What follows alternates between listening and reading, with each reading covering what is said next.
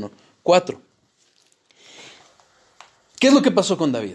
David se había quedado en tiempos de guerra cuando debió haber ido al frente de su pueblo. Mándame esposo, ¿no? Ajá, pero antes de ello, dice la palabra que se levanta ya en la tarde, o sea, ya tarde, se ve que no se levantó temprano, vamos, y ve a una mujer, a Betsabé, bañarse, y entonces la codicia y tiene relaciones con ella. Y cuando peca y es confrontado por Natán, aquí viene el Salmo de David, justamente después de que es confrontado. Versículo 4. Contra ti solo he pecado, y he hecho lo malo, ¿dónde? Delante de tus ojos. Fíjense, está reconociendo que su pecado, aunque él tardó en reconocerlo, realmente lo había hecho enfrente de Dios. No podemos burlar a Dios, no podemos engañar a Dios. Cuando pecamos, lo estamos haciendo enfrente de Dios. ¿Correcto?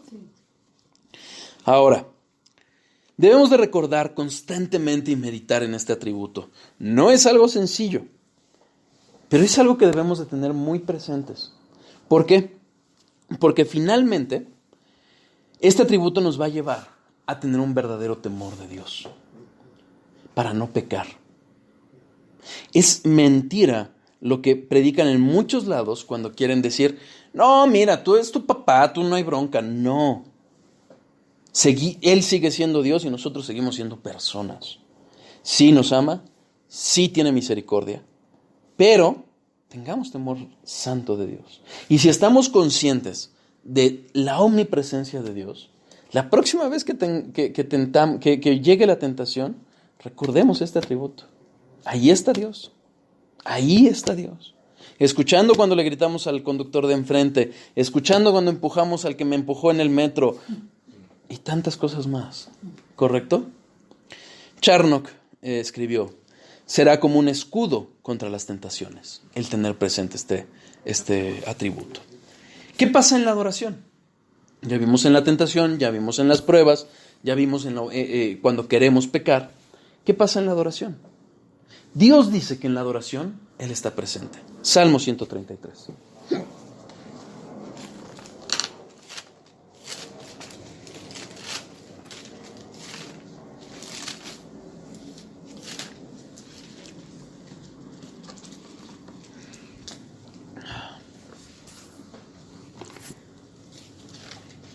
Mirad cuán bueno y cuán delicioso es habitar los hermanos juntos en armonía.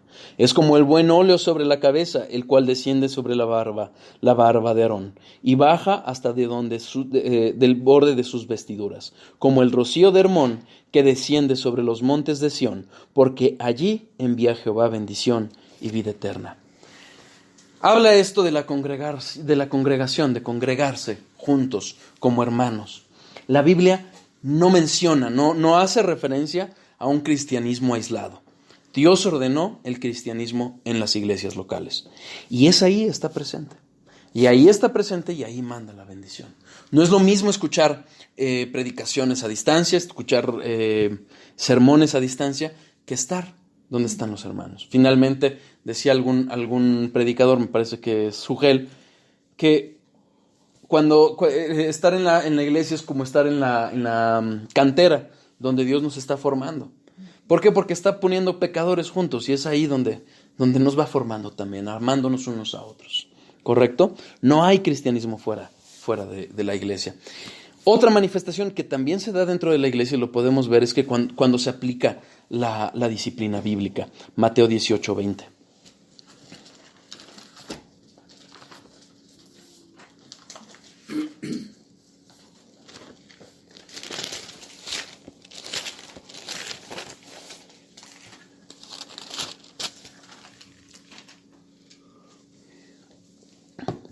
Porque donde están 2 o 3 congregados en mi nombre, allí estoy en medio de ellos. Si nosotros vemos el contexto, muchas veces en ciertas iglesias tratan de usar ese versículo para manifestar la presencia de Dios solamente en sus templos. No. Ese versículo, si vemos el contexto, lo que está hablando es que es la disciplina. Es un momento de disciplina. Y en ese momento, ¿qué dice Dios? Ahí estoy respaldándolos. Pero termina hablando justamente de ello. Recordar este atributo delante de la adoración, cuando nosotros estemos adorando en la iglesia, cuando estemos cantando himnos, cuando estemos orando, pero recordar la omnipresencia de Dios nos va a ayudar a evitar las distracciones. ¿De acuerdo? Para evitar estar pensando en lo que tengo pendiente, no. Recuerda que está Dios presente y deberíamos estarle adorando presente. ¿De acuerdo? ¿Recuerdan cuando vimos a Habacuc en relación, poquito antes, en este atributo, cómo sus dudas, tenía dudas acerca de Dios, de lo que estaba obrando, cómo estaba obrando en su pueblo? ¿Y qué es lo que le trajo consuelo? Recordar los atributos de Dios. Cuando nosotros estamos teniendo constantemente presente en nuestras mentes, en nuestros corazones, cada atributo de Dios, eso va a traer consuelo a nuestras vidas. Finalmente, aún la omnipresencia de Dios, recordarlo constantemente, vas a ver que no estamos solos. ¿De acuerdo? Habacuc 3. Habacuc está cerca del final.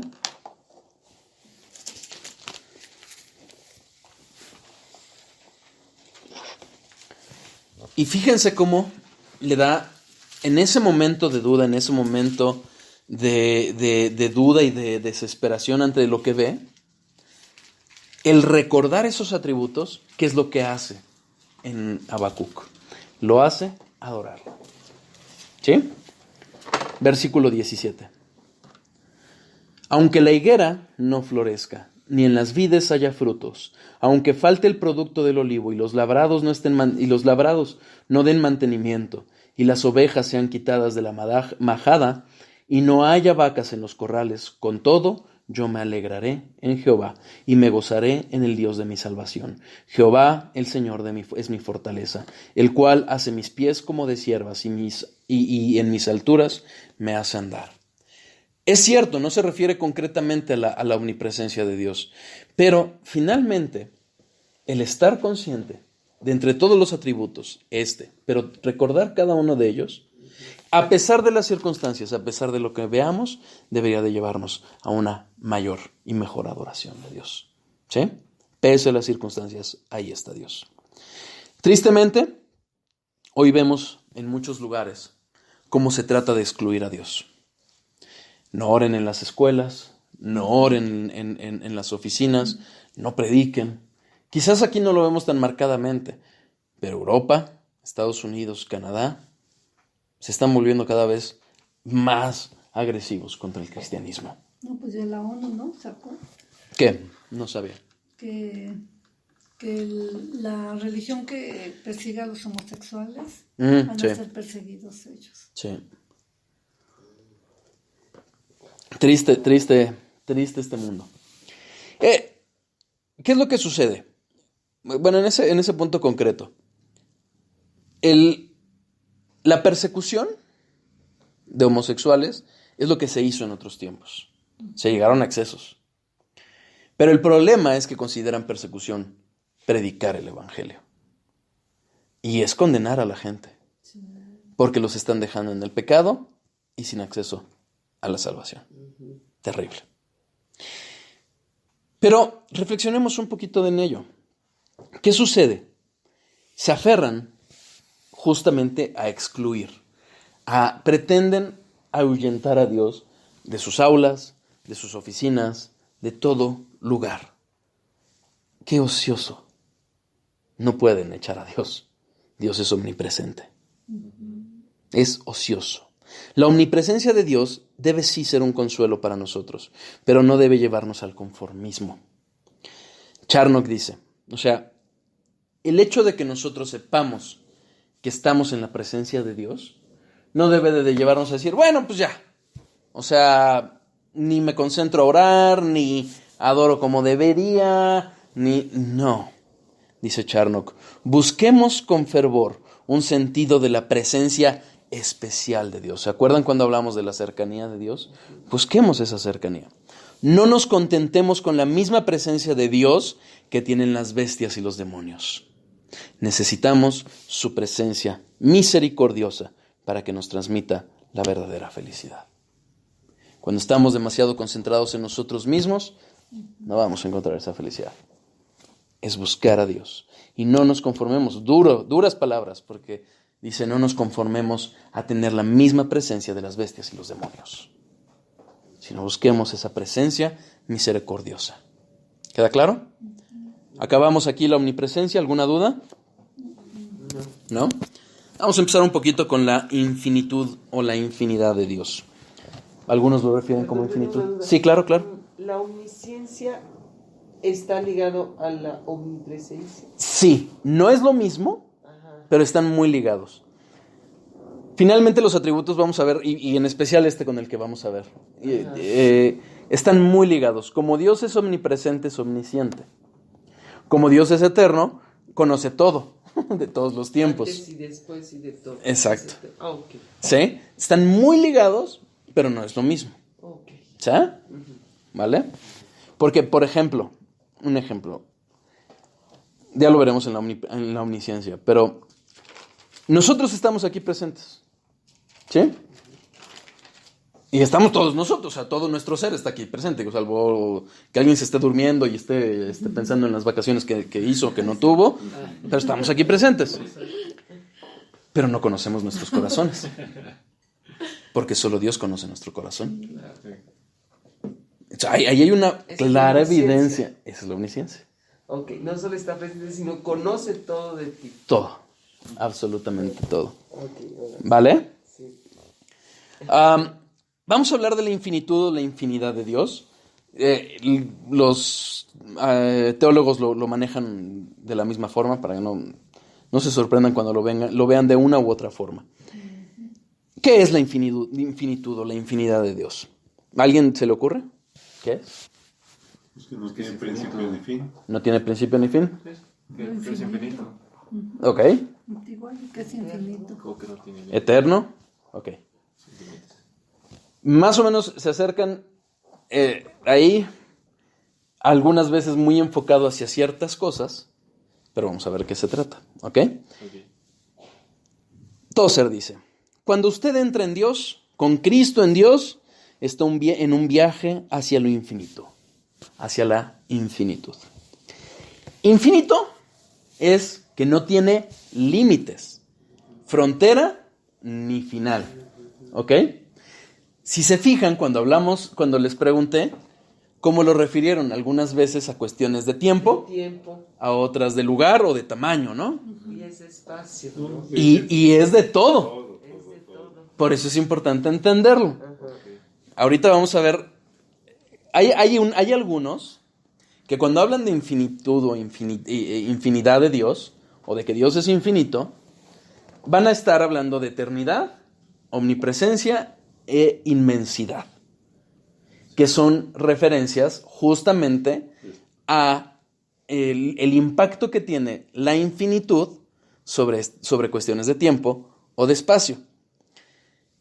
En mi muy humilde parecer, creo que son atributos diferentes y ahorita les explico a lo largo del estudio que vamos a hacer de la infinitud por qué pienso que son atributos diferentes, ¿ok? Porque no son exactamente lo mismo. Bueno, serían espacio, tiempo y qué otro. Ahorita lo vamos a ver. Los atributos, por ejemplo. Dios es infinitamente sabio. Dios es infinitamente amoroso. ¿Sí? Interminable en todos Sí, sus atributos. aún, Exacto, sin límites. aún así, en toda esa infinitud del espacio, hablando de espacio, va a estar en todo lugar, ya sea en el último de los confines que nos podamos imaginar.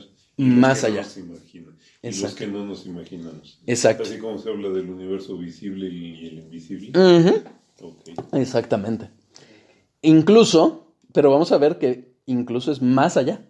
Sí, claro. ¿Ok? ¿Y desde cuándo? Desde infinitamente hacia atrás. Infinitamente hacia Exactamente. adelante. Y más allá de eso. Esa es la parte, porque finalmente lo que vamos en este terreno en particular, vamos a entrar en un punto filosófico. Sin duda, Sí. ¿ok? Pero lo vamos a ver desde el punto de vista bíblico. Pero vamos a ver que realmente es muy filosófico. ¿Me puedes decir cuál es, hasta dónde llega, hasta los confines de donde ya es la nada? o Más allá. pero más allá. O sea, sí, Exacto. es un punto de vista filosófico. Exactamente.